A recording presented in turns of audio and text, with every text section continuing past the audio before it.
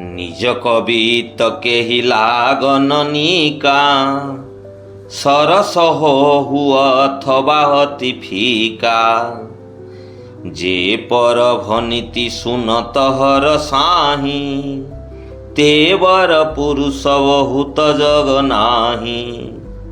ସ୍ୱଚରିତ କବିତା ସରସ ହୋଇଥାଉ କି ନିତ୍ୟାନ୍ତ ନିରାଶ ହୋଇଥାଉ, ତାହା କାହାକୁ ଭଲ ଲାଗୁ ବା ନ ଲାଗୁ, କିନ୍ତୁ ଅନ୍ୟର ରଚନା ଶୁଣି ପ୍ରସନ୍ନ ହେଉଥିବା ସତ୍ପୁରୁଷ ଜଗତରେ ବହୁତ କମ୍ ଦେଖାଯାଆନ୍ତି।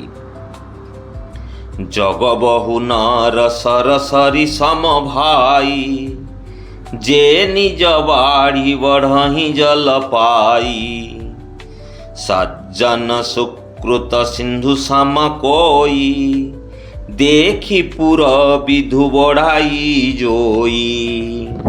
ଏ ଭାଇ, ଜଗତରେ ନଦୀ ଓ ପୋଖରୀ ସଙ୍ଗେ ତୁଳନୀୟ ମନୁଷ୍ୟଙ୍କ ସଂଖ୍ୟା ଅଧିକା।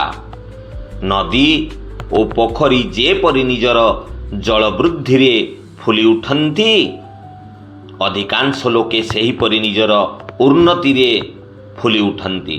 କିନ୍ତୁ ପୂର୍ଣ୍ଣଚନ୍ଦ୍ରଙ୍କୁ ଦେଖି ସମୁଦ୍ର ଫୁଲି ଉଠିଲା ପରି ଅନ୍ୟର ଉତ୍କର୍ଷ ଦେଖି ଆନନ୍ଦରେ ଫୁଲି ଉଠୁଥିବା ସଜ୍ଜନ ଅତି ବିରଳ।